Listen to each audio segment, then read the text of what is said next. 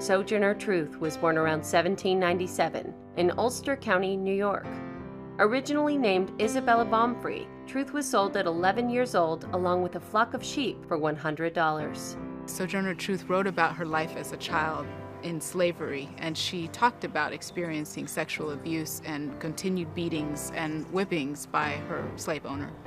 Truth fled her master in 1826, 1 year before the abolition of slavery in New York, and eventually became a freed slave.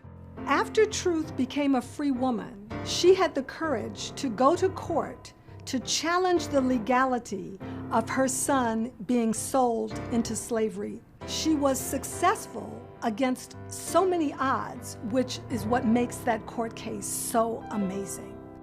Inspired by religion, she changed her name to Sojourner Truth in 1843. The following year, she joined forces with abolitionists such as Frederick Douglass and William Lloyd Garrison. Sojourner Truth became a traveling preacher, but also she was an early women's rights advocate, and so she spoke very forcefully for that as well. In 1850, she published her memoirs, and the following year, Truth delivered her famous speech at the Ohio Women's Rights Convention.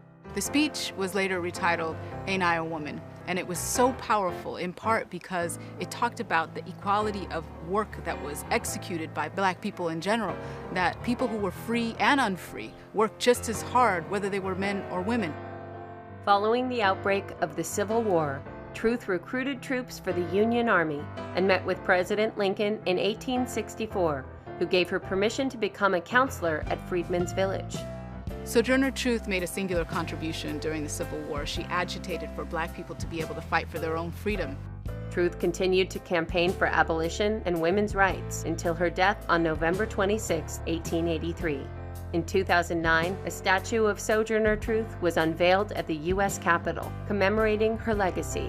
Sojourner Truth was one of the gutsiest women in American history, Black or white.